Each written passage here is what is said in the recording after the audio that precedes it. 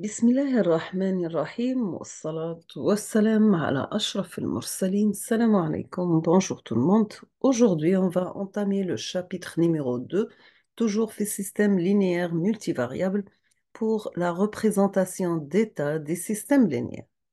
On commence par une petite introduction. Donc, nous avons que la théorie et les méthodes de commande classiques sont basées sur une simple description d'entrée-sortie du système, généralement exprimée comme une fonction de transfert. Donc, ces méthodes n'utilisent aucune connaissance de la structure interne du système. De plus, cette représentation est obtenue en supposant les conditions initiales nulles. Donc, ce sont des systèmes initialement au repos, qui n'est pas toujours vrai, et les conditions initiales jouent souvent un rôle très important dans l'étude des systèmes, dans le domaine temporel où la réponse dépend du passé du système. Donc, de plus, cette représentation s'adapte mal au système multivariable, donc MIMO, donc multiple input, multiple output, et se limite généralement au système monovariable, SISO, donc single input, single output, et ne permettent qu'un contrôle limité du comportement en boucle fermée. Nous avons que les techniques de commande modernes des systèmes font appel à un type de modélisation beaucoup plus riche, dite représentation d'état ou bien représentation interne, donc qui permet de pallier aux difficultés de la fonction de transfert. Il s'agit d'un modèle qui prend en compte la dynamique interne d'état du système et ne se limite pas à la description d'un comportement de type boîte noire, entrée-sortie.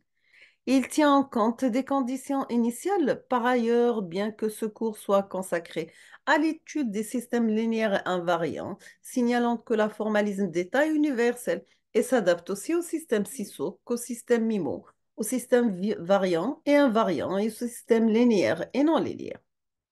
On passe à la représentation d'état. Donc, vous avez que l'état d'un système à l'instant T0 représente l'ensemble des informations que l'on doit posséder sur le système à cet instant pour pouvoir déterminer son évolution ultérieure pour t supérieur à t0.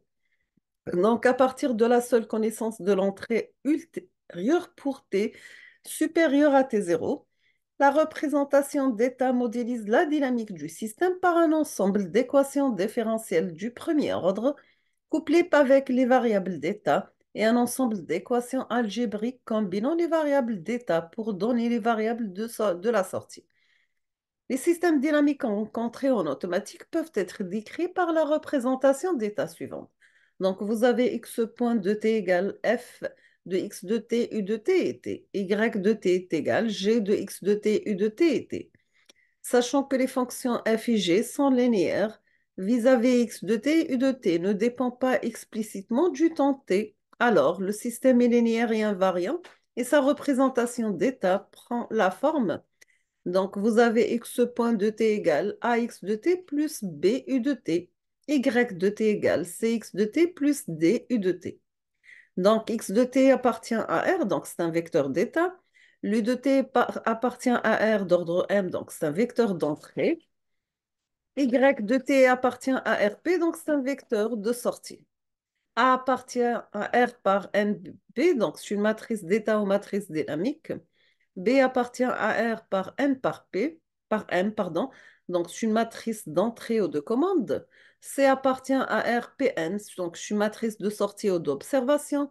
D appartient à R par PM, matrice de couplage ou bien matrice de liaison entrée-sortie.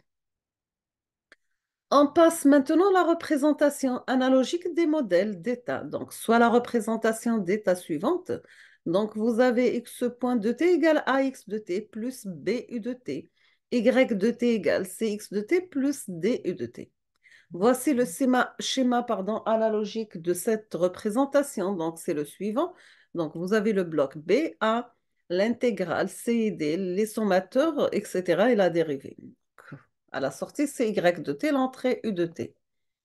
Voici un exemple donc pour la représentation d'état du moteur à courant continu. Donc, vous avez les deux équations. X point 2t, x point 2 de t égale 0, 1 moins, A0 moins A1 par x1 de t, x2 de t plus 0, B0, U de t. Y de t, ça sera 1, 0, x1, x2. Voici le schéma analogique correspondant. Donc, vous avez x1 de t égale y de t, x2 égale x point 1 de t, ainsi de suite, avec les constantes a0 et a1. Pour la résolution de l'équation d'état, considérons un système d'ordre n représenté par le modèle d'état suivant. Nous avons x point de t égale ax de t plus b u de t. Y de t égale cx de t plus d u de t. Il s'agit de trouver l'expression de la sortie y de t à une entrée u de t. Maintenant, si nous avons une réponse libre, dans ce cas, u de t, ça sera égal à 0. Il s'agit ici de voir comment le système réagit librement à la seule condition initiale et en absence de l'entrée.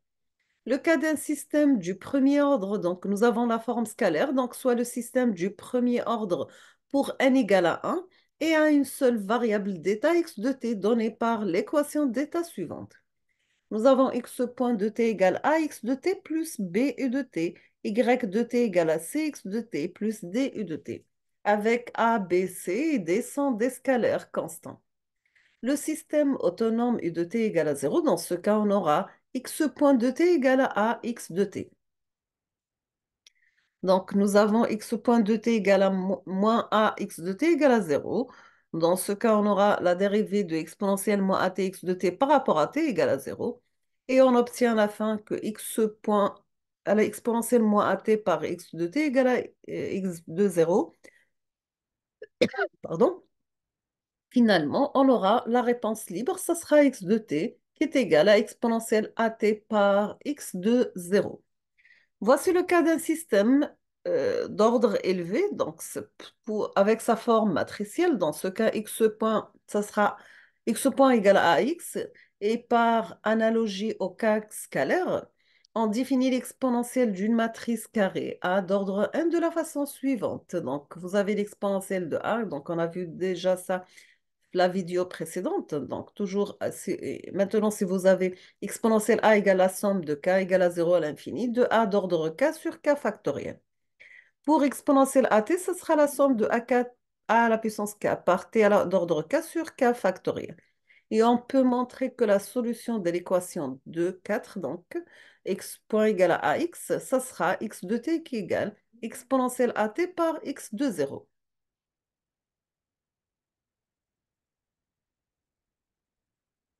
Donc, x point de t, ça sera la dérivée par rapport au temps de exponentielle at par x de 0.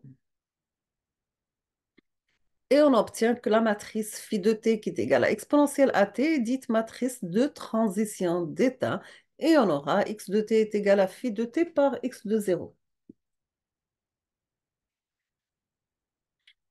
Maintenant, si nous avons une réponse forcée, dans ce cas, u de t, ça sera différent de 0. Il s'agit ici de voir comment le système réagit en présence de l'entrée. Le cas d'un système du premier ordre, donc voici la forme scalaire, donc on aura x point de t égale à x de t plus b u de t. On peut remplacer par x point de t moins a x de t est égal b u de t. On va mettre et remplacer x point de t par exponentielle moins at x point de t. Donc on va multiplier tous les éléments avec exponentielle moins at. On aura la forme suivante. Donc, on fait des simplifications jusqu'à la fin. Donc, on va remplacer la dérivée par l'intégrale, ainsi de suite. On obtient que x de t égale à exponentielle à t, x de 0 plus l'intégrale de 0 à t de exponentielle a par t moins taux par b u de taux des taux. Maintenant, si on va remplacer dans l'équation de la sortie, on obtient la réponse totale du système. Dans ce cas, vous aurez y de t égale c'est x de 0 par exponentielle at. Donc ça, c'est la réponse libre. Plus c'est l'intégrale de t0 à t de exponentielle a par t moins taux b u de taux des taux plus d u de t. Donc ça, c'est la réponse forcée. Maintenant, le cas d'un système d'ordre élevé, donc toujours avec la forme matricielle. Dans ce cas, le système, ça sera d'ordre supérieur, n supérieur ou égal à 2. Il possède n variables d'état, x i de t. X point de t, c'est ax de t plus b u de t. Y de t, ça sera cx de t plus d u de t. La solution d'un tel système matriciel est analogue à celle obtenue dans le cas scalaire. Donc, en remplaçant les scalaires A et B, C, D dans l'équation de 5 et 6, on obtient par les matrices A, B, C, D respectivement. Il convient que x de t, ça sera exponentielle à t par x de 0, plus un intégral entre t0, t par exponentielle a de t moins taux par b de taux des taux. Y de t, c'est c par exponentielle à t x de 0, plus c l'intégrale de t0 à t de exponentielle a par t moins taux, b u de taux des taux plus d u de t. On va mettre c exponentielle à t x de 0, c'est la réponse libre. C'est l'intégrale de t0 à t exponentielle a de t moins taux, b u de taux des taux, d u de t, c'est la réponse forcée. Si on va remplacer l'équation 3 dans l'équation 7 et 8, on aura dans ce cas x de t égale phi de t par x de 0, plus un intégral de t0 à t, phi de t moins taux, b u de taux des taux. Y de t égale c phi de t x de 0 plus c l'intégrale de t0 à t phi de t moins taux b u de taux d taux plus d u de t.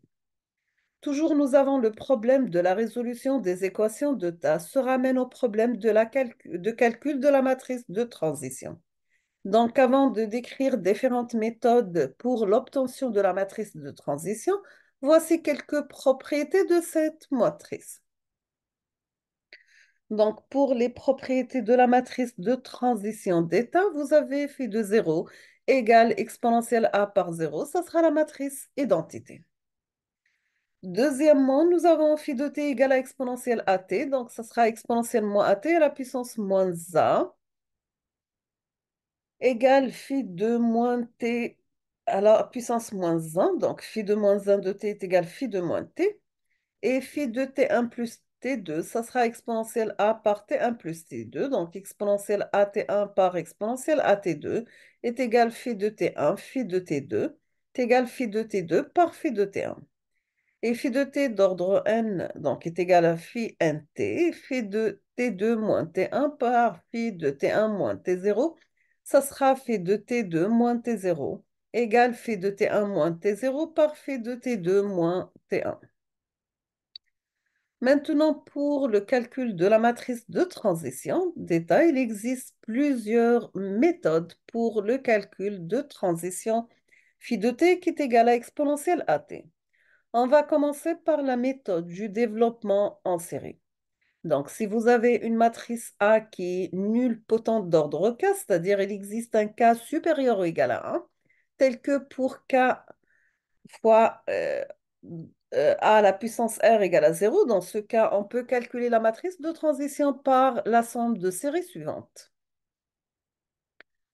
Voici un exemple. Donc, si vous avez A égale 0, 1, 0, 0, donc A au carré, ça sera 0, 1, 0, 0 par 0, 1, 0, 0. Donc, A par A, ça sera 0, 0, 0, 0. Donc, A d'ordre R supérieur ou égal à 2, ça sera égal à 0.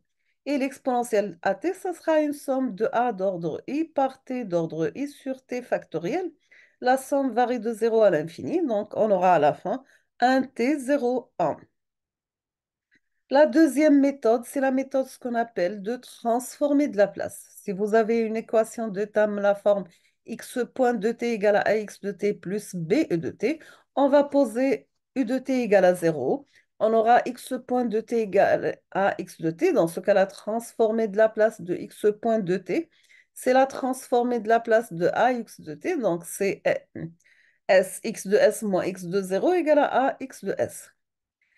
On obtient que x de s, ça sera s par la matrice identité moins a, le tout inverse, donc moins 1 par x de 0. Et la transformée de la place inverse de x de s, ça sera x de t, qui est égal à la transformée de la place inverse de s par la matrice identité moins a, le tout d'ordre moins 1, x de 0. Finalement, on obtient que x de t, c'est la transformée de la place inverse de S par la matrice identité moins A d'ordre inverse, donc d'ordre moins 1 par x de 0. D'autre part, dans ce cas, la réponse libre de système d'état, ce sera x de t égale à exponentielle at par x de 0. On aura à la fin que exponentielle AT, ça sera là tout simplement la transformée de la place inverse de S par la matrice identité moins A d'ordre n moins 1, donc inverse. Voici un exemple. Donc, si vous avez un système d'ordre 2, x point de t, x point 2 de t égale 0, 1, moins 2, moins 3 par x1 de t, x2 plus 0,1 par U de t. On vous demande de calculer la matrice de transition phi de t qui est égale à exponentielle at. Vous commencez par calculer le produit de S par I identité moins A, le taux inverse, donc c'est l'adjoint de S par I moins A sur déterminant de S moins I moins A. Donc, vous calculez par la matrice suivante. À la fin, vous calculez alpha 1, alpha 2, alpha 3, alpha 4, 5 et 6 à travers des limites et vous les remplacez par donc S I moins A d'ordre n moins 1. On obtient à la fin que exponentielle at qui est la transformée de la place inverse de Si moins A d'ordre n moins 1 donc, est égal à 2 exponentielle moins exponentielle moins 2t, le premier élément de la première ligne, exponentielle moins t moins exponentielle moins 2t, deuxième élément toujours avec la première ligne, on passe la deuxième ligne, l'élément numéro un, c'est moins 2 exponentielle moins t plus 2 exponentielle moins 2t, et le dernier élément, c'est moins exponentielle moins t plus 2 exponentielle moins t. La troisième méthode, c'est bien ce qu'on appelle la méthode de diagonalisation de la matrice A. Maintenant, si vous avez la matrice d'état A est diagonale, on montre facilement. Si vous avez A est égal à la matrice diagonale, donc vous aurez les lambda diagonales, lambda 1, lambda 2 jusqu'à lambda n. Vous aurez tout simplement l'exponentielle AT, ça sera l'exponentielle lambda 1, exponentielle lambda 2 et l'exponentielle lambda n t diagonale. Donc, d'où l'idée de passer par un changement de variable judicieux de la représentation d'état initial vers une autre représentation faisant intervenir une matrice d'état diagonale. Si vous avez A une matrice carrée n par n à une valeur distincte, lambda i varie من واحد n qui sont associés au n vecteurs propres vi par A multiplié par VI, ça sera lambda I VI, sachant que I varie de 1 jusqu'à M. Dans ce cas, on aura AV1 est égal lambda 1 V1, AV2 est égal lambda 2 V2, jusqu'à l'arrivée de AVN est égal lambda N VM. Maintenant, si on va mettre sous forme matricielle, donc vous aurez A par le vecteur V1, V2 jusqu'à Vn, ça sera égal à V1, V2, Vn, multiplié par la matrice diagonale. Si on va multiplier à gauche les deux membres par V1, V2 inverse, vous aurez à la fin exponentielle à thème la forme suivante. Voici un exemple.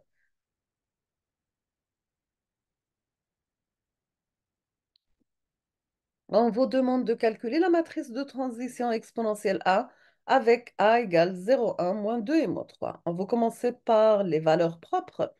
Donc, vous avez déterminant de lambda i moins A égale à 0. Donc, vous aurez lambda 1 égale à moins 1, lambda 2 égale à moins 2. Déterminant, ça sera moins 1, 0, 0, moins 2.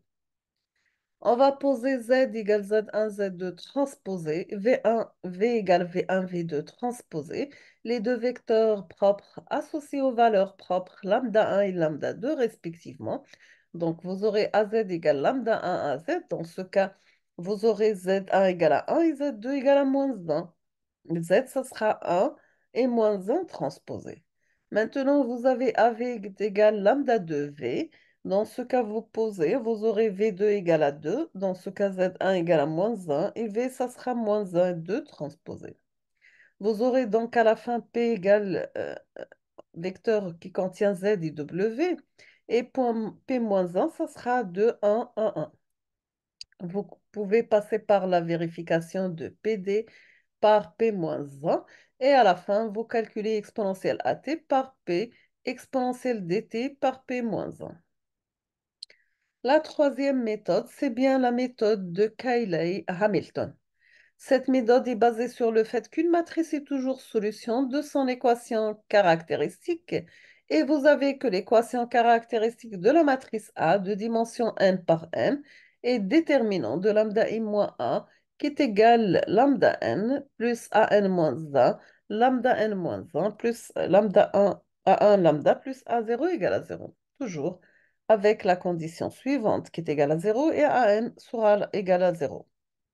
Donc, pour toute matrice carrée possédant n valeurs propres distinctes, toute puissance de A supérieure ou égale à n peut s'exprimer en fonction d'une combinaison des puissances de A inférieure à n. À la fin, vous aurez exponentielle AT est égal à I plus AT plus A carré T carré sur 2 factoriel, ainsi de suite. Donc, on peut la mettre la forme exponentielle AT est égale à Fn-1 de t par A d'ordre n-1 jusqu'à l'arrivée de F1 de t par A plus F0 de t par la matrice identité. Notons que toutes les valeurs propres lambda et de la matrice A vérifions également cette équation. Et on va résumer que cette méthode consiste à calculer exponentielle AT de la façon suivante. Donc, vous aurez exponentielle AT, ça sera une somme pour i varie de 0 jusqu'à n-1 de fi de t par ai. Maintenant, les fonctions fi de t sont à calculer en résolvant le système d'équations suivant. Donc, vous aurez exponentielle lambda it par t égale à la somme de g varie de 0 à n-1 fg de t par lambda ig.